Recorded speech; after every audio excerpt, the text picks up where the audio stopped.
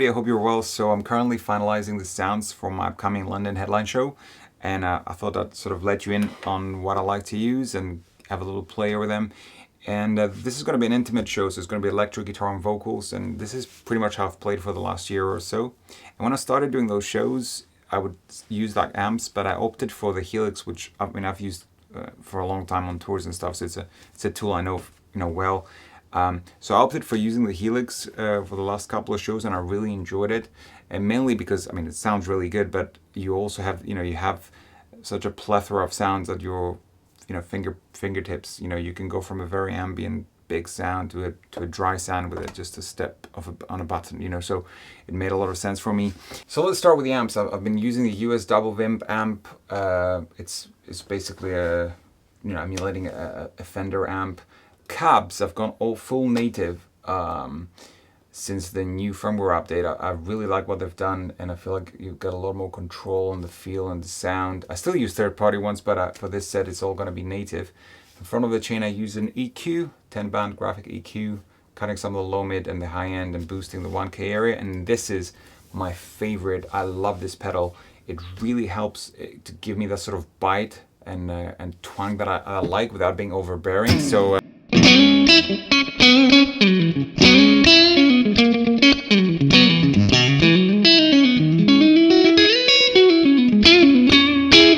if I take this off,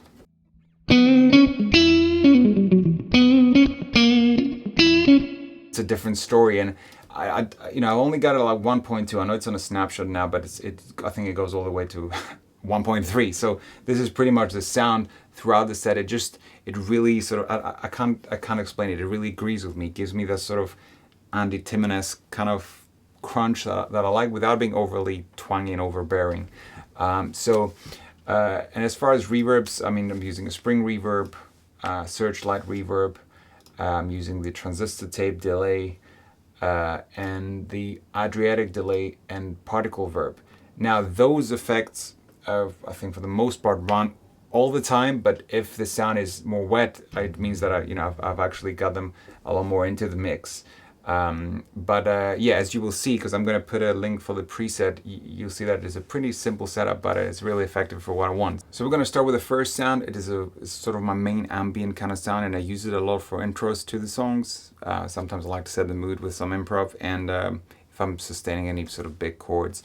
And all the effects that I mentioned are used in all my presets, but in the first preset it means that there's just a lot more of the verbs and the delays and stuff. So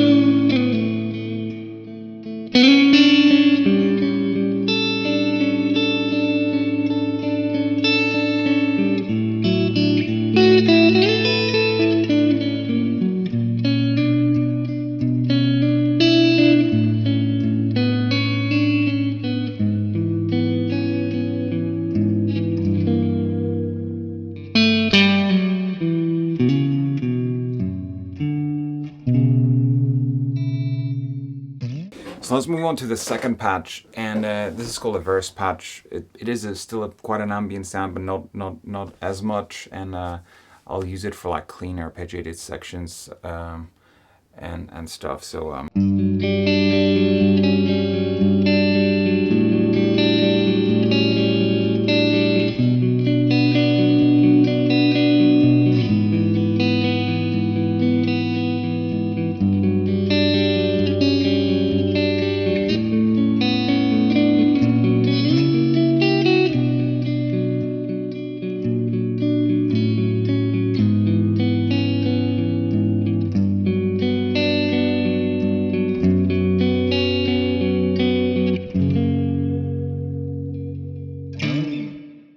and the final one is a drier patch. Again, all the effects are used, but the effects are more like particle verb and like that's on like 5%, 1% dwell, and like searchlight verb is like 0.6 decay, 6% mix. So it's not a lot of it. And again, I'm using this for if I have any syncopated fast sort of busy parts or any sort of eighth note strums. You know, I feel that an overly wet sound will make them sound more muddy, so I'll use that sort of preset. So.